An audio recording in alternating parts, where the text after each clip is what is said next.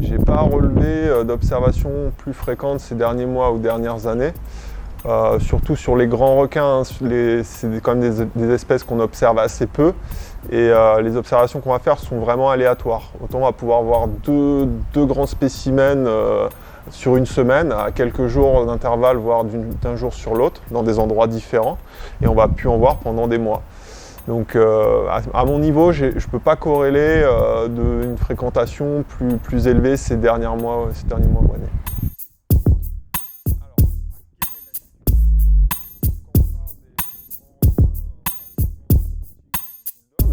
On pourrait citer aussi le citron ou le grand requin marteau, qui peuvent être aussi potentiellement dangereux pour l'homme. Quand on rencontre ce type de requin dans des activités comme on fait nous, c'est-à-dire la plongée bouteille, l'apnée juste sportive ou contemplative, on n'a pas de stimuli alimentaires, on n'est pas dans une action où voilà, le comportement il est susceptible d'avoir un comportement dangereux.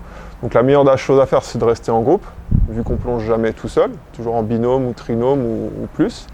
Et de rester groupé. Après, si c'est vraiment un gros squale type tigre ou bulldog, le mieux c'est de sortir tranquillement de l'eau, mais il n'y a pas d'urgence, on peut aussi l'observer. Ce que je dis à mes plongeurs, c'est que si vous voyez un tigre, un gros tigre, ça veut dire que lui, il a décidé de se montrer. Et généralement, ça se passe très calmement. Les seules fois, j'ai vu 4 tigres dans l'eau en 12 ans de plongée et d'apnée dans ma carrière, en Nouvelle-Calédonie, et à chaque fois ça s'est très bien passé. Il est juste venu voir, il a fait un passage et il est reparti. Voilà, et il n'y a pas de panique à avoir. Généralement quand ils attaquent, on ne les voit pas de toute façon.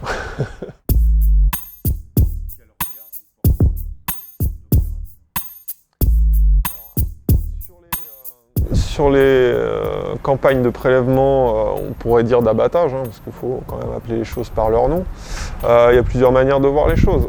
On pourrait très bien dire on a eu une 24 ou 25 grands squales abattus proche Nouméa. Quelques semaines après, il y a un accident mortel. Donc on peut présenter la chose de deux manières. Soit on dit ça sert à rien de prélever des requins, il y a encore des accidents.